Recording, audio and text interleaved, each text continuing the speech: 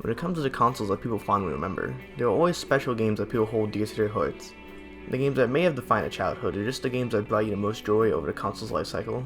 One such console is the Nintendo Wii, a console that has sold over 100 million units and has been a treasured item in the homes of people of all ages. Truly a console that will be treasured for decades. One of the main things that helped propel this console to the top was its amazing library of games, including such classics like Super Mario Galaxy, Metroid Prime 3, Wii Sports Resort, and Skyward Sword. I'm here to tell you that I found a game that is none of those. In fact, it's one of the most average games I've ever played. Let me introduce to you Pinball Hall of Fame, The Williams Collection.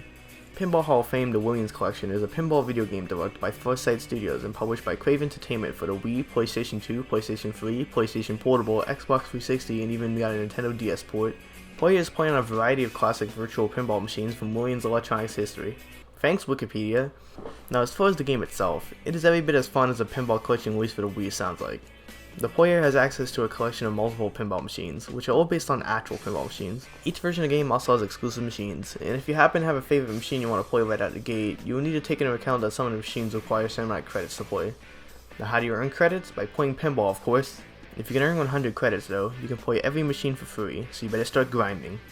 This was done to give the game some sense of replay value and give it a sense of progression, but having to play the same machines over and over again just to have ease of access to all machines can feel like a cheap move.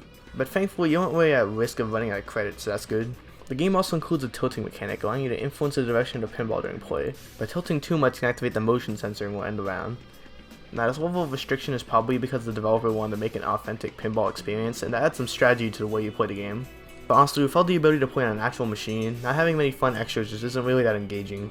You can unlock options to remove some of the realism and make the game have some personality by using credits. These options include mirror mode, disabling the tilt sensor, and you can even play the machine backwards. You can also unlock skins used on the pinball, but honestly these modes take a long time to get and don't add that much to the game in general.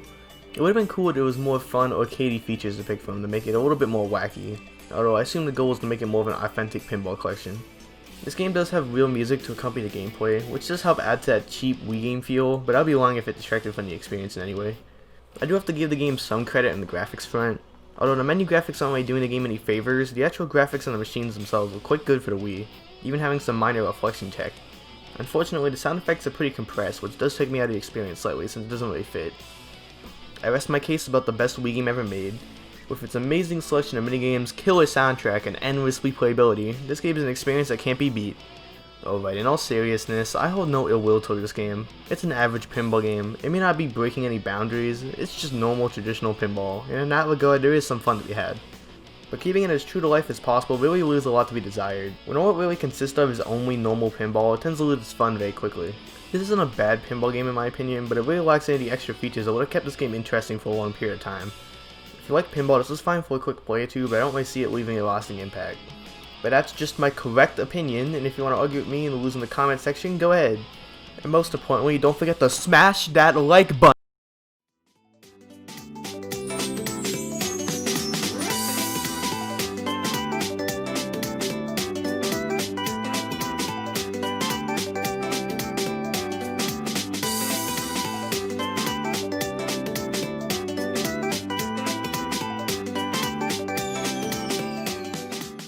Thanks Wikipedia.